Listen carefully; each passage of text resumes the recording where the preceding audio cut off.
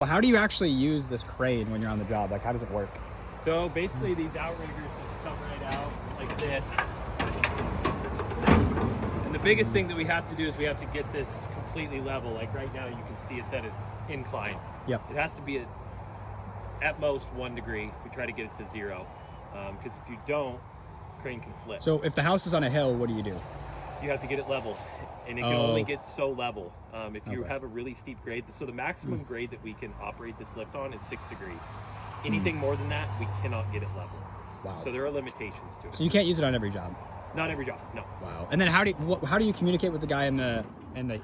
Yeah, so we use Arborist style headsets. So they've got headphones and speakers in here, so they can just talk completely hands-free. Wow. So they just talk from here. So the guy in the crane, where's that? Yep, and the guy down here. So this cannot be operated from up top. Oh. It has to be operated from back. So he can only, the crane guy can't operate it at all. Not from up top. Oh, so they're always on a phone call talking, basically. Yeah.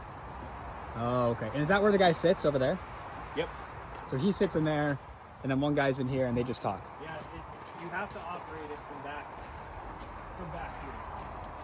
All these controls right here. Oh, wow. You can actually. So does that flip around then? It can come out. Does the chair flip? Huh? Does the chair flip? It just goes down like this. That's all that it does. So what if the guy's over there then? He can't be. Oh. So this can. The boom can only operate this way. Even though it's like this right now.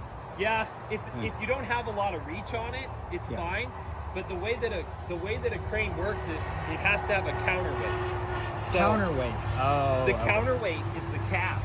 Oh, so this is where the weight is, Yeah. and then the boom goes that way. Ah, so you have to basically back in to every job. You have to back in. Yeah, the radius, you can operate it side to side, but you can't go any farther than this, basically there. Gotcha. And what's in the toolbox?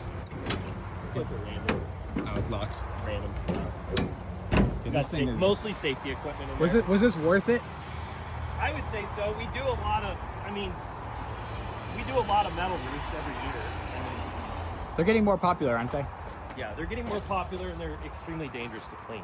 So They're extremely dangerous. Do you have the special boots that you guys use, Corkers? we do if we're gonna walk on it. The other thing that this allows us to do, if for some reason we're at a house and we do want to walk on the roof, the pitch isn't that bad, we can bring this, put the boom over the roof, and run 2 ropes off of the boom.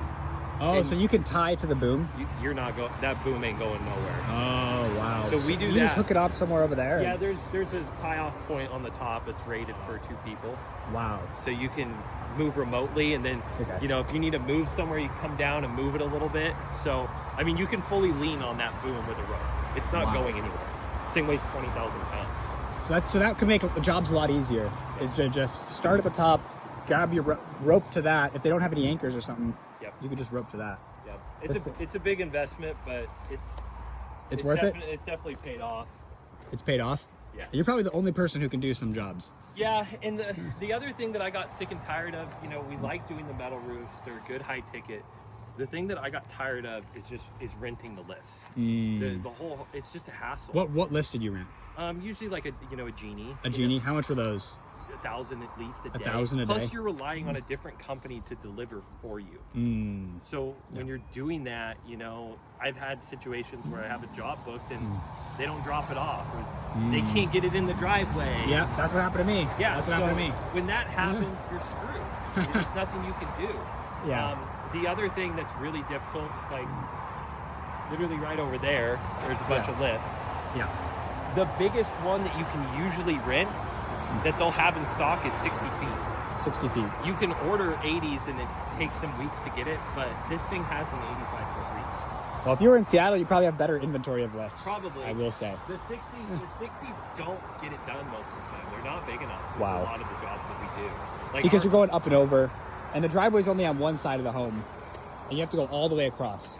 Yeah, so The 85-foot reach can get us to most, and like our average roof size that we're doing, they're big, 4,000 or 5,000 square foot, Yep. So we need, and sometimes we'll have to move it, we might have to move it to one side of the house. Do you ever move the Genie? Do you ever take the Genie? Well, never mind. Well, for the Genie, would you ever move those around the home, or could those only stay in the driveway?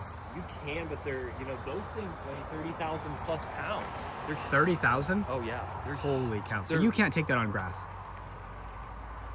I mean, I wouldn't. And You this, could- how much does this weigh? It's 20. I think the weight of it right now is about 23,000. 23,000. You can drive it on grass. You have to put out like sheets Yeah. of plywood. So you're not taking this off road? Not really. I've taken it on grass for sure. Gravel roads and stuff. Yeah, but I'll put down 4x8 sheets of plywood. Gotcha. To drive on, so I don't smush the grass. Yeah, you wouldn't want to get stuck in that.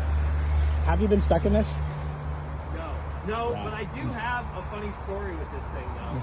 So these outriggers, the way that they come out, they have like a pin lock system. So they lock into place like that. Yep. There's a little keeper back in here that locks it into place. And it has to be all the way out. It has to be all Yeah. the way out. Yeah. And I was on a hill that was leaning towards me, and I let the weight of it. See how hard that can be to Yeah. push. I let it come all the way out, and it got stuck. It wouldn't go back in? It wouldn't go. Because that's really heavy. Oh, I see what you're saying. It wouldn't go back in, and it got off the rollers. It took me 6 hours to get it back in. Jesus. It was a nightmare. And of course, finding somebody that can work on this thing is. I have one guy that does engine work for it. Yeah, how often do you do maintenance on it, or not really? No, it needs. Oh, I boy. spend $7,000 a year in maintenance on this. Just getting it. Just to keep it the Wow. engine working really well, changing the hydraulics. We do some maintenance ourselves, like you have to lube the boom, but that's really easy. But this thing is a 2019, so it's not very old. I'm trying to keep it in perfect condition. It looks perfect. So you could sell it one day and you'd get what you got for it. I don't know if I'll get exactly. I mean, we didn't buy it brand new either. So Okay. this was built in Arizona. Smiley Crane. Smiley Crane. They're the ones that build it. It is, at least back then when I bought it 4 years ago. At that time, it was the longest reach on a non-CDL platform. So that's why we Wow. got it, and they were the only one making. So this is highly specialized. Yeah, it's pretty. But people want this, right? Like people would eat this up. Yeah, I mean, they're used a lot. You don't see them up here on this, cranes on this small of a platform.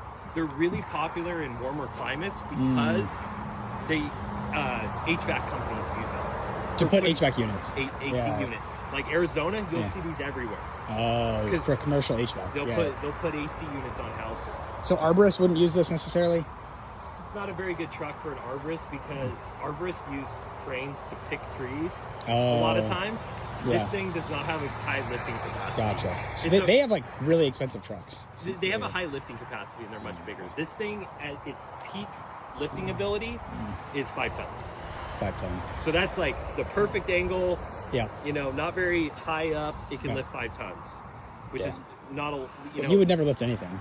So like, yeah, there's a load chart on the back so you can kind of see, but arborists need, huge cranes to be able to lift those trees. I don't want to be an arborist. That sounds terrible. All right, I'm gonna finish this, okay?